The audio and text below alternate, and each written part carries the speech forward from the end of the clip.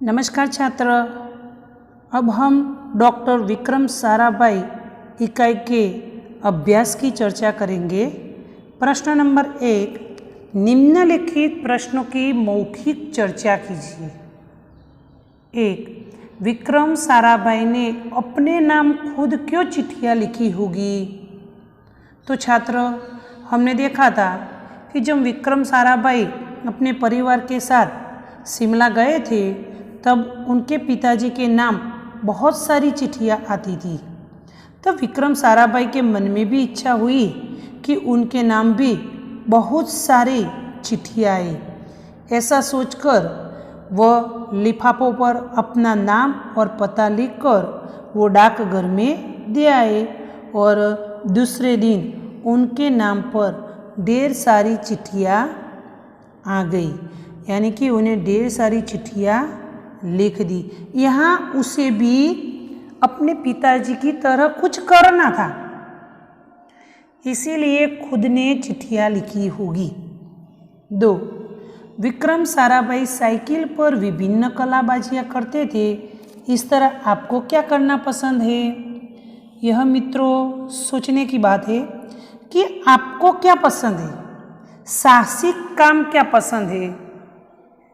कई छात्र ऐसे होते जिसे साइकिल पर कलाबाजियाँ करना भी पसंद है, पेड़ पर से नीचे उतरना, पेड़ पर चढ़ना, पेड़ से नीचे छलांग लगाना, पानी में तैरना, पानी में लंबी छलांग लगाना, ऊंची कूद करना, ऐसे बहुत साहसिक काम आपको पसंद होंगे। आपको अपनी सोच विचार करके लिखना है। प्रश्न नंबर 3, निम्नलिखित शब्दों के अर्थ आपको मुझे पूछना है और बाद में छात्र शब्दकोश से अर्थ ढूंढकर उत्तर देने के लिए अपना हाथ खड़ा करेंगे। मैं सभी का उत्तर बोलती हूँ। गाथा तो कथा, प्रतीक तो चिन्ह, विक्रम तो वीरता, तत्पश्चात तो उसके बाद, कैम्ब्रिज तो इंग्लैंड का एक विश्वविद्यालय, भौतिक तो सांसारिक।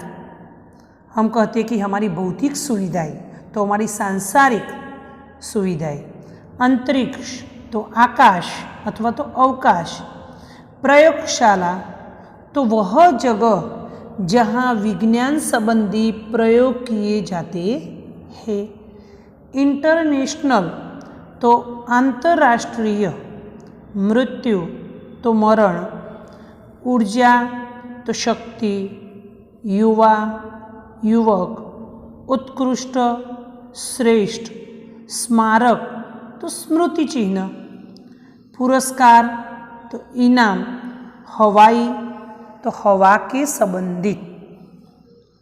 प्रश्न नंबर 4, शब्दार्थ में निर्देशित शब्दों का वाक्य में प्रयोग कीजिए। यहाँ इस शब्द का वाक्य प्रयोग करना है। गाथा तो डॉक्टर विक्रम साराभाई की गाथा पूरे विश्व में हम सुनते हैं। प्रतीक, भारत का तिरंगा हमारे देश का प्रतीक है।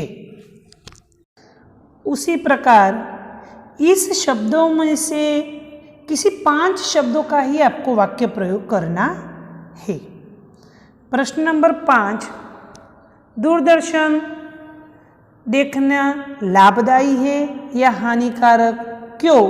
तो कारण सहित तर्क दीजिए।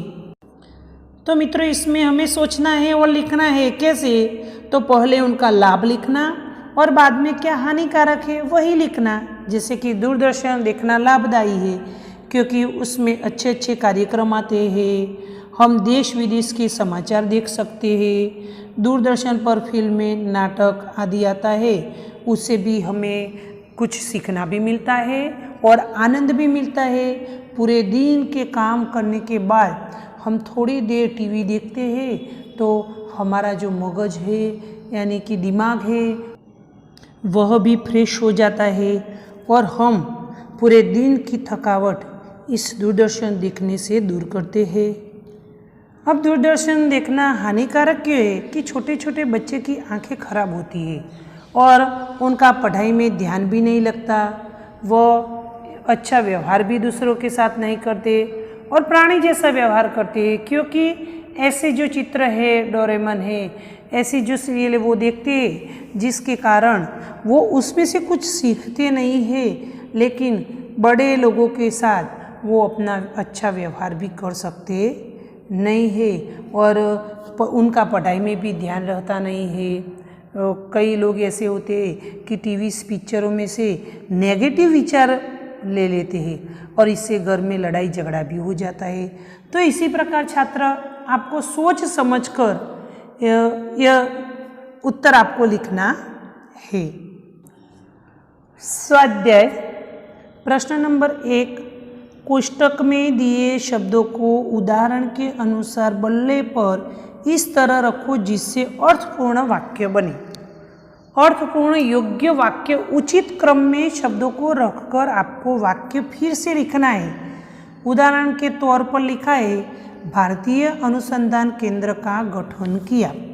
तो ऐसे छात्र दूसरे भी आपको यहाँ से जो शब्द दिए हैं उनको योग्य क्रम में रखकर दूसरे भी जो 3 वाक्य है वो आपको लिखना है।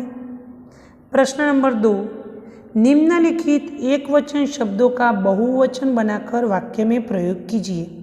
जैसे कि लड़का तो लड़के, तो यहाँ लड़का का भी वाक्य प्रयोग करना और लड़के का भी वाक्य प्रयोग करना। उदाहरण के तौर पर लिखा है, लड़का मैदान में खेल रहा है, लड़के मैदान में खेल रहे हैं।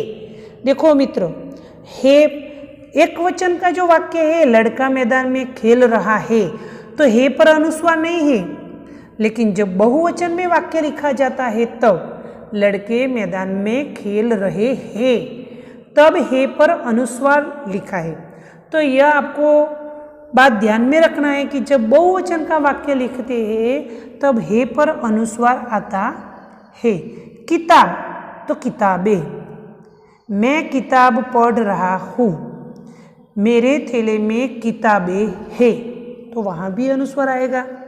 इसी प्रकार सभी शब्द आपको बनाना है और उनका वाक्य प्रयोग करना है। प्रश्न नंबर 3, निम्नलिखित परिच्छेद का मातृभाषा में अनुवाद कीजिए। यहाँ हिंदी लिखा है, आपको मातृभाषा में अनुवाद कर देना है। वह केवल उच्च कोटि के वैज्ञानिक ही नहीं थे, તેઓ ફક્ત ઉચ્ચ કોટીના વૈજ્ઞાનિક જ નહોતા, બલ્कि यानी कि परंतु व्यस्तताओं के बावजूद कला, शिक्षा व समाज के लिए पर्याप्त समय निकाल लेते थे। परंतु કામમાં વ્યસ્ત રહેવા છતાં કલા, શિક્ષણ તથા સમાજને માટે પૂરતો સમય કાઢી લેતા હતા। उनके ही प्रयासों से अहमदाबाद में लोक विज्ञान केंद्र एवं तेमना ज प्रयत्नों ने लीधे अहमदाबाद में लोक विज्ञान केंद्र एवं नेहरू विकास संस्थान की स्थापना हुई अने नेहरू विकास संस्थान की स्थापना थी। यहाँ वह जन सामान्य की विज्ञान के प्रति रुचि जागृत करने के लिए कार्य करते रहे। અહીં તેઓ સામાન્ય માણસની વિજ્ઞાન પ્રત્યે रुचि जागृत करवा माटेना कार्य करता રહ્યા।